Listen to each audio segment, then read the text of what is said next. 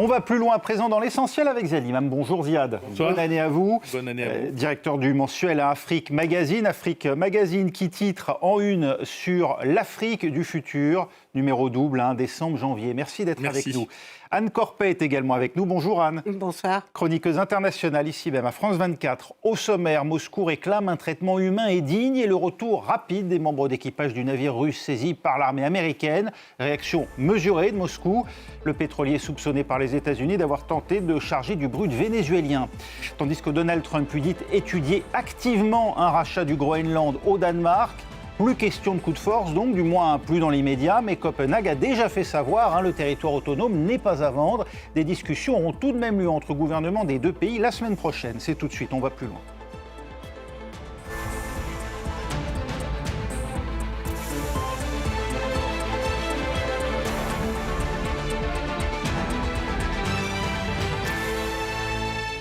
Le blocus du pétrole vénézuélien illégal et sanctionné est pleinement en place partout dans le monde. Ce tweet signé Pete Hegseth en dit long. Le secrétaire américain à la guerre joint une image du navire russe arraisonné. Un pétrolier pris en chasse par les gardes-côtes américains. C'était il y a près de 3 semaines déjà, alors qu'il faisait route vers le Venezuela, contraignant le bateau à faire demi-tour. À Washington, on fait le point avec Sonia Dridi pour France 24.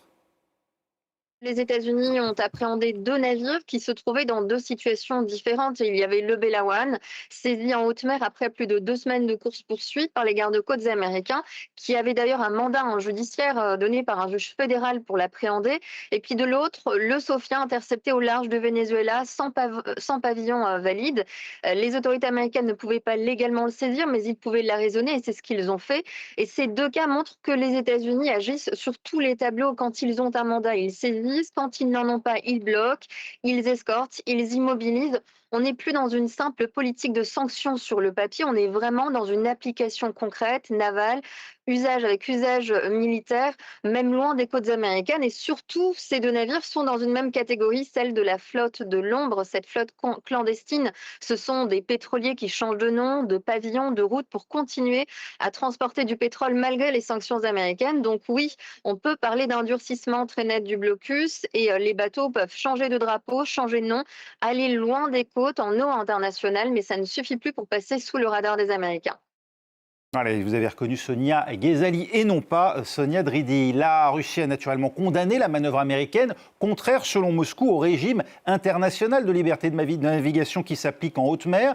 Mais pour l'heure, le Kremlin se borne à réclamer un retour rapide en Russie des membres d'équipage interceptés, pour lequel il dit espérer un traitement digne et humain. Réaction à minima côté russe, Ziad Limam, volonté de ne pas ouvrir un front avec les États-Unis ? C'est surprenant en tous les cas. Je ne sais pas si c'est à minima, mais c'est clair qu'on aurait pu s'attendre à quelque chose d'un peu plus musclé.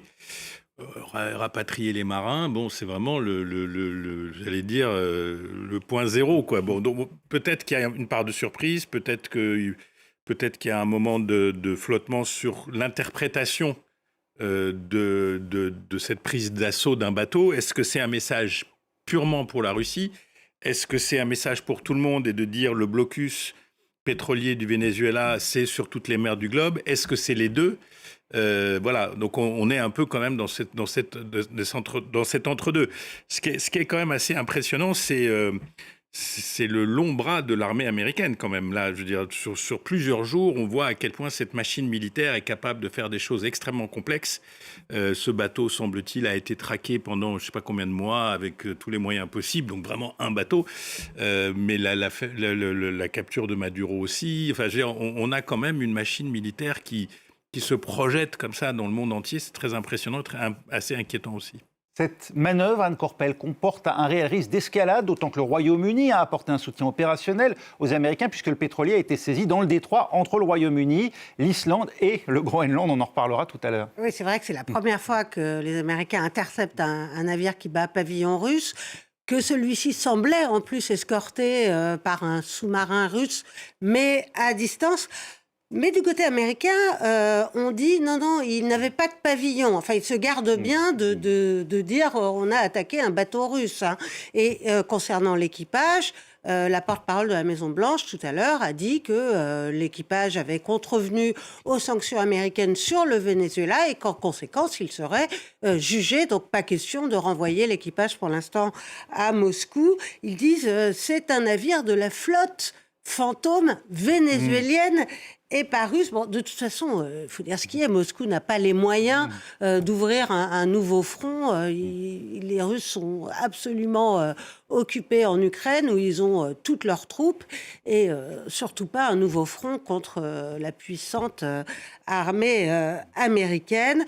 Les Russes, d'ailleurs, ont déjà montré en Syrie, par exemple, et aussi au Venezuela, qu'ils n'étaient pas en capacité d'intervenir pour soutenir leurs alliés. D'autant que les Américains ont intercepté un autre pétrolier, cette fois dans les Caraïbes.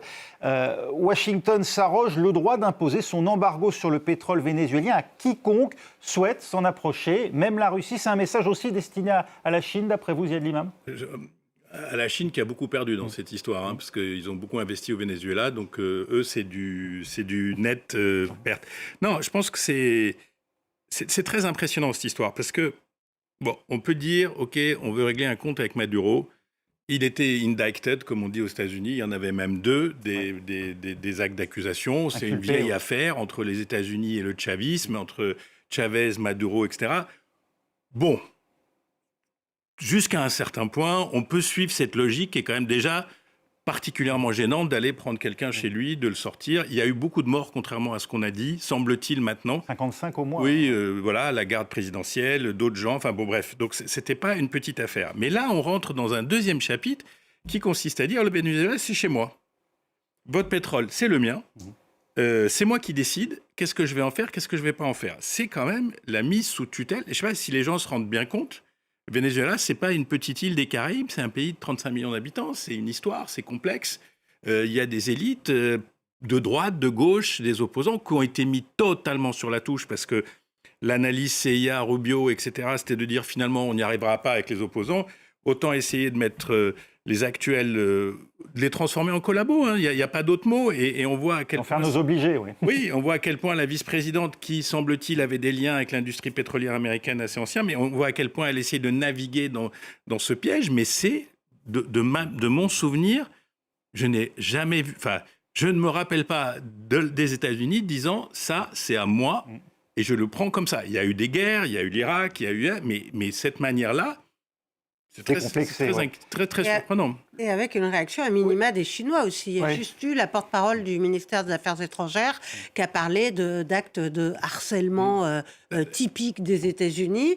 Et c'est vrai que ça fait au moins une décennie que le Venezuela remboursait son importante dette à Pékin via ses livraisons de brut. Et dans la stratégie américaine de conquête, j'allais dire, de l'ensemble de l'hémisphère, il y a cette volonté affirmée d'évacuer les Chinois. On l'avait vu au moment où Trump parlait de reprendre le canal du Panama. Et il met la pression sur d'autres partenaires de la Chine, Cuba ou la Colombie.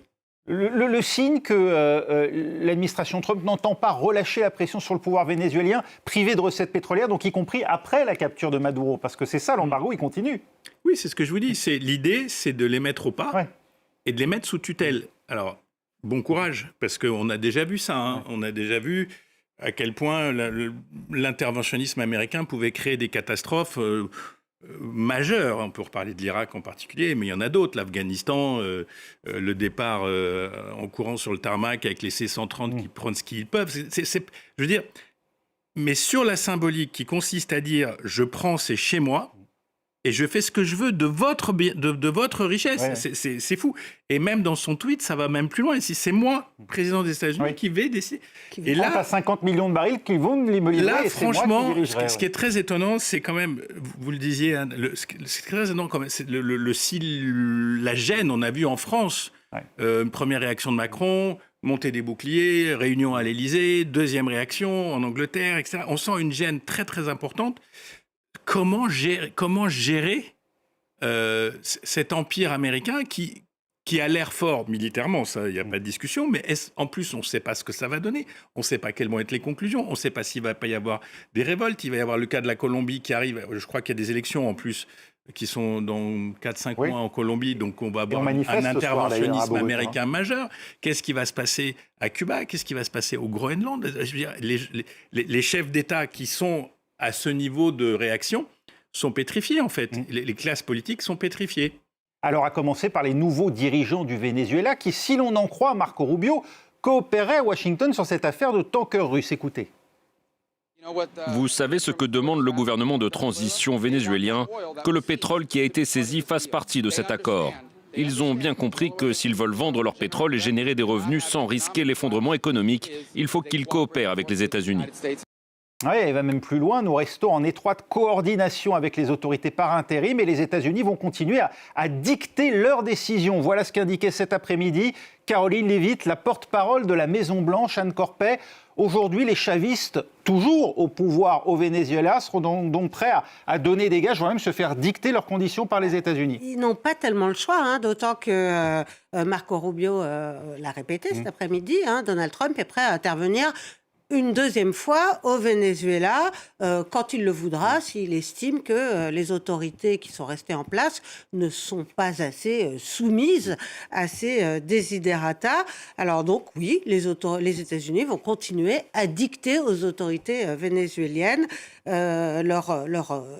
leur volonté, et les dirigeants vénézuéliens, eh bien, ils sont donc complètement contraints, d'autant qu'ils veulent maintenir une certaine stabilité dans le pays et aussi garantir leur propre avenir. Hein.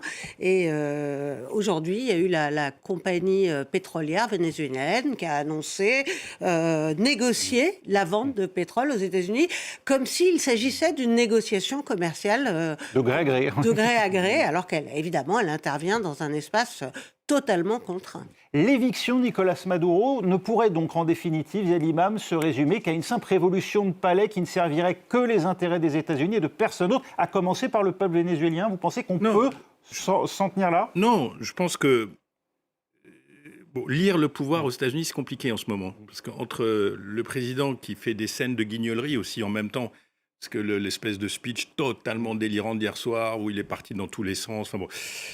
Mais qui gère quoi, là, en ce moment? Qui fait quoi? Bon, on a compris que c'était un moment Rubio. Oui. Lui parle de 3 étapes, hein, qui conclurait donc par une transition politique. C'est vraiment son moment, c'est-à-dire...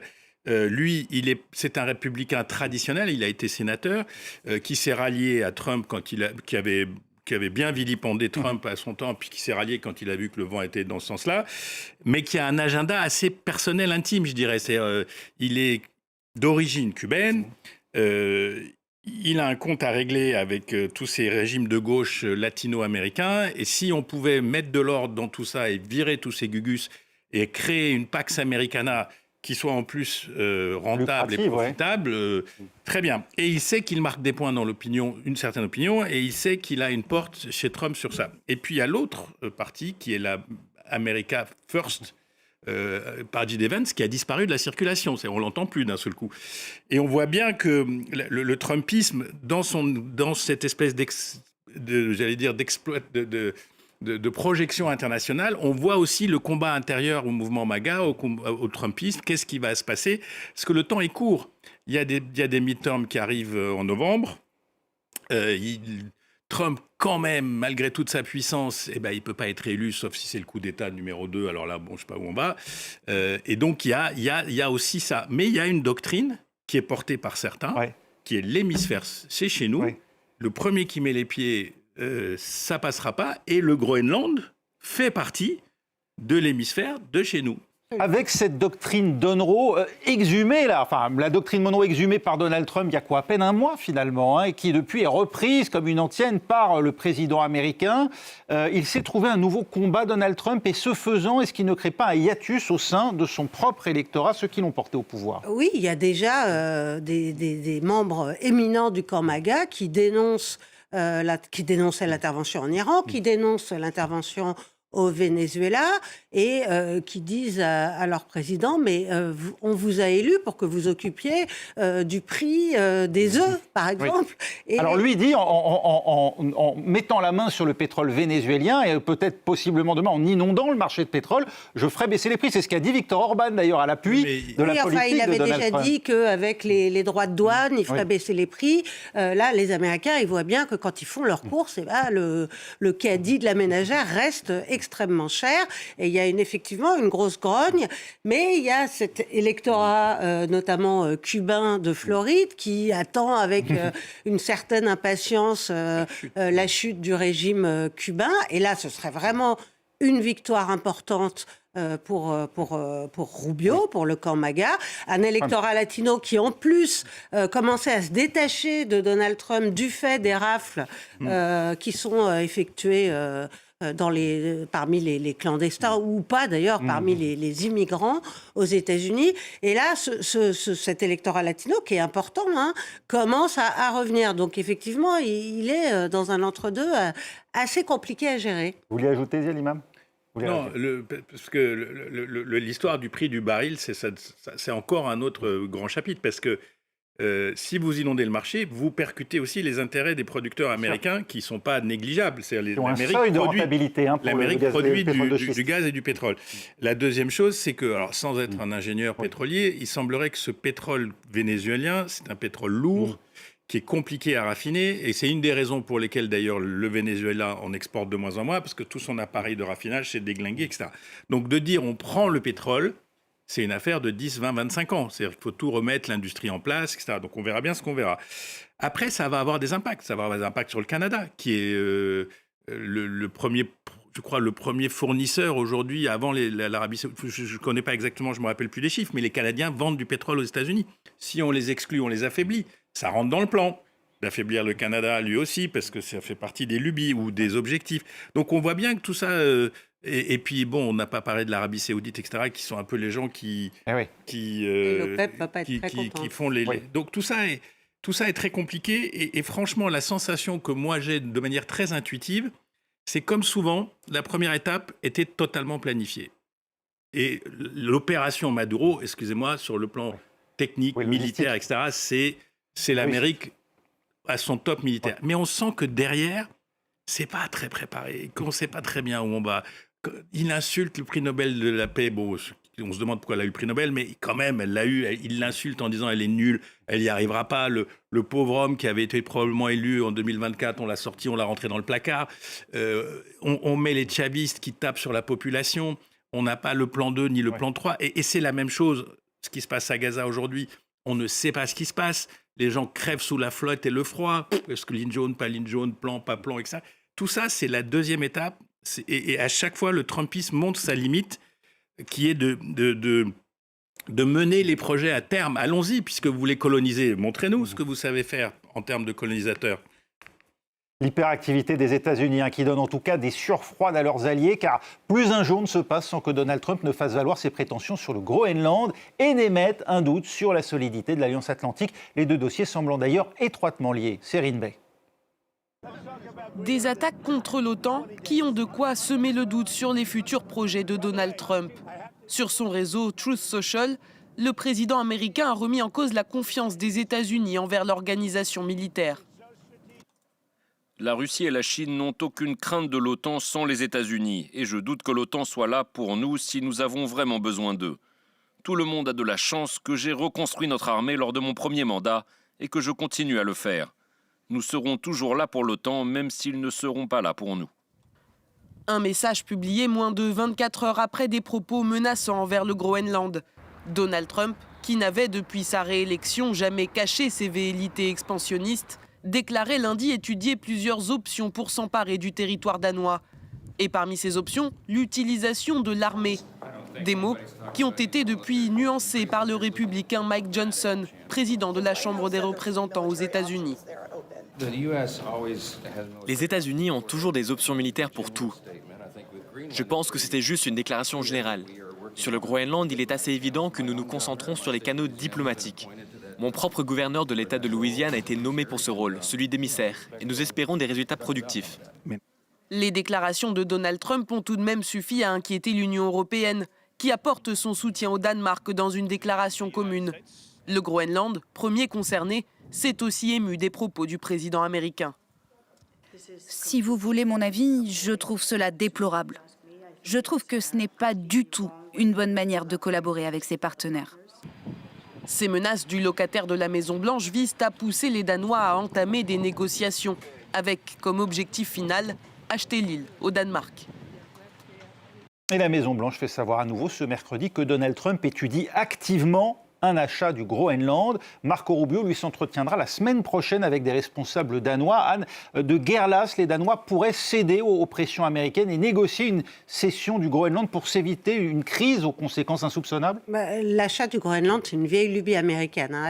Il avait été mis sur la table en 1867 par Andrew Johnson, à nouveau en 1946 par Harry Truman, qui avait aligné 100 millions de dollars de l'époque. À chaque fois, le Royaume a dit non. Je ne vois pas pourquoi aujourd'hui il dirait oui. De toute façon, les Groenlandais ont leur mot à dire. Alors, ce qui semble se tramer, c'est plutôt une campagne pour soutenir l'idée d'une indépendance du Groenland. Alors, les Américains ont de quoi arroser les 57 millions d'habitants. Et ensuite... 57 000. 57 000. Et ensuite, négocier un statut particulier qui serait accordé au Groenland. Alors, on vous protège, vous nous laissez exploiter toutes vos ressources, parce que Donald Trump parle de sécurité, mais enfin, on sait bien que derrière ce prétexte, il vise avant tout la mainmise sur les ressources minières et les terres rares du Groenland. Donc, on vous protège, vous nous donnez vos ressources, et puis en échange, éventuellement, pas de visa pour les Groenlandais, pas de droit de douane pour le Groenland. Mais l'achat, moi, je n'y crois pas. Et puis, comment estimer le prix du Groenland, ça paraît complètement surréaliste. Face à ce risque, en tout cas d'ingérence que vient de décrire Anne Corpel, l'Europe doit-elle préparer des sanctions pour dissuader Donald Trump? C'est ce que dit aujourd'hui le vice-chancelier, président du Parti social-démocrate autrichien, Ziad Limam. On a déjà du mal à se mettre d'accord sur le prix du café. Je veux dire, je vois comment on va mettre des sanctions contre l'Amérique. On est pris au piège complètement. On ne veut pas perdre des Américains sur le dossier ukrainien. On est en presque... Il pourrait y avoir un marchandage c'est pas ça. garanti à l'Ukraine contre le Groenland. Il faut dire la vérité. On est faible là. On est très très faible. D'abord, on est divisé. Le communiqué, tout le monde ne l'a pas signé. Hein. Il y a des gens qui... Il y en a que 6. Voilà, donc 6 sur les 20, etc. Donc on sent bien que certains sont... etc. Deuxièmement, les Danois... franchement, c'est vraiment pas clair. Je veux dire, d'abord, j'achète des F-35, je fais tout ce que je peux pour dire que les Américains, c'est super génial. Après, je me fais m'affrer. Je veux dire, c'est assez pathétique, là. Les Français ont proposé, semble-t-il, une présence, je ne sais pas si c'est vrai, une présence militaire ou d'organiser quelque chose de symbolique. Ça a été refusé. Donc, il y a beaucoup de divisions. Il y a beaucoup de faiblesses, il y a beaucoup d'ambiguïté sur le rapport aux États-Unis en ce moment. Et puis, on est obligé de prendre des décisions majeures, historiques, en si peu de temps. C'est-à-dire qu'on est sorti d'un monde, on était les meilleurs amis, les alliés, l'OTAN, tout ça, et en quelques mois, c'est balancé par la fenêtre. Et donc, c'est très difficile pour toutes ces vieilles nations qui ont des intérêts lourds, c'est compliqué, il faut bouger. Bref, donc c'est catastrophique. Ce qui est intéressant, c'est qu'on parle de l'indépendance du Groenland. Moi, je n'ai pas vraiment vu de chiffres. C'est le mouvement indépendantiste. 56% d'après un sondage de 2025. Et il y a, sur les 8 partis groenlandais, il y en a quand même 6 qui sont indépendantistes. Donc en gros, le Danemark, c'est pas une identité forte. Non. Donc voilà, l'idée, et je pense que les Américains, encore une fois, vous rappeliez que c'est une vieille histoire, c'est un mélange de stratégie, de business, d'hubris, de force, surtout en ce moment. Et puis, ils peuvent parfaitement acheter ou ils peuvent se mettre d'accord avec les indépendantistes. Et puis, il ne faut pas... Je voyais la carte tout à l'heure. En fait, il faut la voir de haut. Parce que cette carte, on la voit à plat et on se dit, bon, après tout, ça n'a pas une importance de dingue. Mais si on se met au-dessus de la planète, on voit à quel point ce territoire est à la connexion de la Chine, de la Russie, de l'Amérique, du Canada. Et donc, forcément, l'Arctique, dont on sait aussi que c'est devenu, avec le réchauffement climatique, une zone extrêmement importante. On sent bien que l'Arctique est une donnée stratégique majeure et que ce Groenland, avec ses 55 000 habitants, est là au milieu. Il y a les mines, mais il y a une projection stratégique de très long terme pour contrôler cette partie du monde qui sera forcément une partie importante. Si l'on reprend mot à mot l'argument de Donald Trump, Anne Corpet, est-ce que l'Occident n'est pas mieux protégé avec un Groenland américain plutôt que danois ? Non, mais franchement, cet argument sécuritaire, il est ridicule. D'abord, il a dit la zone est infestée de navires chinois et russes. C'est faux, vrai. Il y a eu un démenti. Ils ont effectivement renforcé leur présence dans l'Arctique, mais pas du tout près du Groenland. Le Danemark, cette année, a fait des efforts substantiels pour montrer qu'il était prêt à renforcer la sécurité en Arctique. Bon, Donald Trump s'en est complètement moqué. Il a dit oui, ils ont ajouté un chien de traîneau à leur attelage. Bon, franchement, cet argument de la sécurité du Groenland me semble assez léger. C'est vraiment de la prédation économique et l'extension de cette zone d'influence. Imaginez le Groenland, le Canada, il ne faut pas oublier le Canada, les États-Unis, le Venezuela, tout ça. Voilà, Donald Trump veut s'imposer sur tout son hémisphère et à n'importe quel prix. Ça montre la fragilité, Ziad Limam, pour terminer, de l'OTAN aujourd'hui. L'Alliance est à la merci du moindre chantage territorial américain. Il a dit, l'OTAN sans moi, ça n'existe pas. Et il n'a pas tout à fait tort. Il n'a pas totalement tort. Hein. Je veux dire, on ne veut pas l'entendre, mais la réalité, c'est que sans l'Amérique, il n'y a pas d'OTAN. Donc, moi, je pense que la vraie question, c'est la capacité européenne d'agir souverainement sur des dossiers qui la concernent, au lieu d'aller en division, en faiblesse, etc. Et comme et je vous disais tout à l'heure, c'est le début d'un processus. Peut-être qu'on va se disperser, qu'on va éclater, que les uns iront là, les autres iront là. Mais je pense que c'est ça la clé. L'OTAN, j'entends des généraux sur les télévisions françaises dire qu'il faut fermer les bases américaines de l'intérieur, c'est l'ennemi de l'intérieur. Yakovlev notamment. Mais non, mais il faut s'asseoir. Je veux dire, non, on peut pas. Il y a une chose sur l'OTAN qui est intéressante. Il y a un sondage sur Trousse Sociale aujourd'hui, le réseau de Donald Trump, qui dit faut-il que les États-Unis sortent de l'OTAN ? Et il y a une majorité de partisans de l'aile dure de Donald Trump qui disent oui, il faut sortir de l'OTAN. Merci beaucoup, Anne. Bienvenue en 2026. Merci pour ces vœux. Ziad Limam, c'était On va plus loin. Restez avec nous. L'essentiel continue dans un instant et on reparlera justement du Groenland et de l'intérêt pour les Américains. Restez avec nous.